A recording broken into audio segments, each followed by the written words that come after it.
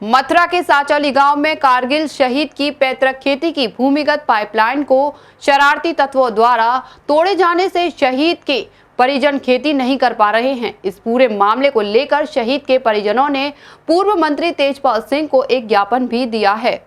मथुरा के छाता के गांव साचौली में कारगिल युद्ध में शहीद हुए मान सिंह की पैतृक जमीन है, जहां उनकी पत्नी कमलेश रहती हैं।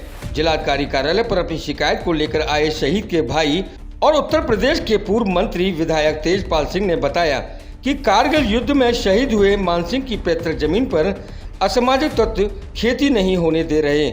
उन्होंने बताया कि वर्ष 2014 में खेती के लिए शहीद की पत्नी ने अंडरग्राउंड पाइपलाइन खेत में डाली थी, जिसे असामाजिक तत्वों ने तोड़ दिया, जिसकी शिकायत भी वर्ष 2020 में उप जिलाधिकारी छाता से की गई थी। लेकिन आदेश होने के बावजूद भी अब तक पाइपलाइन नहीं डाली गई है, जिसकी वजह से शहीद के परिजन खेती से वंचित हो रहे हैं।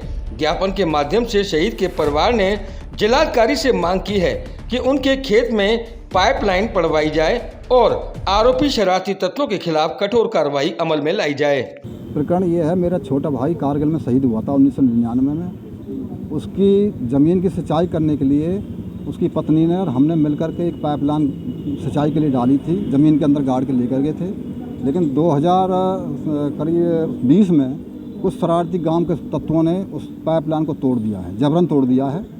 और उस पाइपलाइन को तोड़ने के बाद हमने अधिकारियों से शिकायत की, कमलेश गई एसडीएम के पास में, एसडीएम से शिकायत की तो एसडीएम साहब ने उनसे कहा था कि आप एक ग्राम पंचायत से प्रस्ताव भिजवा दो हमारे पास।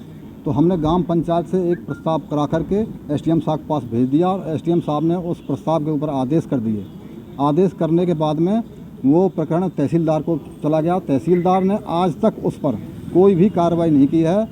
जब कमलेश माननीय जिलाधिकारी महोदय से आकर मिली थी यहाँ पर और माननीय जिलाधिकारी महोदय ने उनको आश्वासन दिया था कि आप बिल्कुल निश्चिंत रहिए, मेरे कहने से आमरण अनशन मत कीजिए, मैं आपकी पाइपलाइन को अवश्य डलवा दूँगा।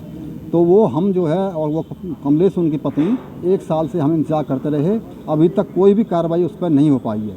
और ये पता नहीं किसके दबाव में नहीं हो पा रही है। अब दोबारा कमलेश ने फिर एक प्रार्थना पत्र आज डीएम साहब को दिया है।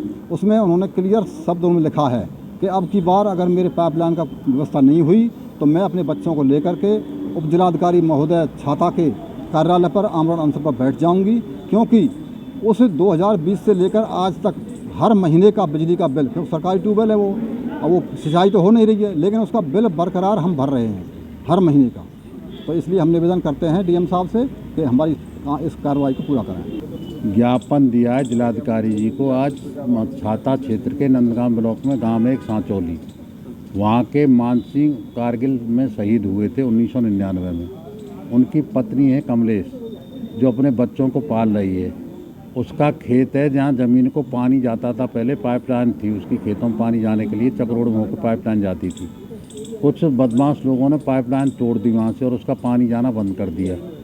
ये मिले जाके एसडीएम से और उनसे, तो एसडीएम ने उस पर जो है ये कहा ग्राम सभा का प्रस्ताव करवा दो, हम दोबारा पाइपलाइन डलवा दें। ग्राम सभा का प्रस्ताव हो गया, दोबारा पाइपलाइन उसमें डालने की बात एसडीएम ने कह दी, लेकिन वो पाइपलाइन नहीं पड़ी।